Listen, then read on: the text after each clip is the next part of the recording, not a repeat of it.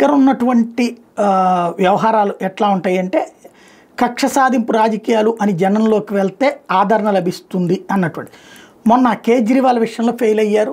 అదే కేజ్రీవాల్ విషయంలో బీజేపీ ప్రభుత్వం సక్సెస్ అయింది. జార్ఖండ్ విషయంలో ఫెయిల్ అయింది. జార్ఖండ్లో ముఖ్యమంత్రిని అరెస్ట్ చేస్తే బీజేపీ అక్కడ అధికారంలో రాకుండా పోయింది. అదే సమయంలో ఢిల్లీలో ముఖ్యమంత్రిని ఉప ముఖ్యమంత్రిని మంత్రులను అరెస్ట్ చేస్తే అధికారంలో వచ్చింది. మరి బీహార్లో ఇప్పుడు అదే జరుగుతుందో చూడాలి. ఎందుకంటే తాజాగా ఆ మధ్యన రైళ్లలో ఉద్యోగాలు ఇవ్వడానికి రైల్వే శాఖలో వాళ్ళ భూములు తీసేసుకున్నారు.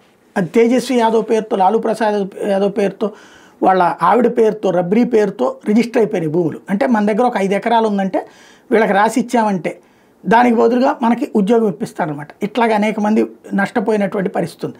సరే, వాళ్ళకి ఉద్యోగం వచ్చలేని సంతోషించాలా, లేకపోతే వాళ్ళ ఆస్తులు పోగొట్టుకున్నారని బాధపడాలో తెలియని పరిస్థితి. ఇప్పుడు వాళ్ళ ఉద్యోగాలు అయితే కంటిన్యూ చేస్తూ వీళ్ళ మీద ఈడీ విచారణ చేశారు. ఆ ఈడీ విచారణ తాజాగా కూడా జరిగింది. అంటే బీహార్ ఎన్నికలకు ముందు జరుగుతున్నటువంటి దీన్ని సెంటిమెంటల్గా వాడి అయ్యో మమ్మల్ని అన్యాయం చేసేస్తున్నారని చెప్పి వాళ్ళు ఏమన్నా సక్సెస్ అవుతారా లేదా అనేది చూడాల్సి ఉంది.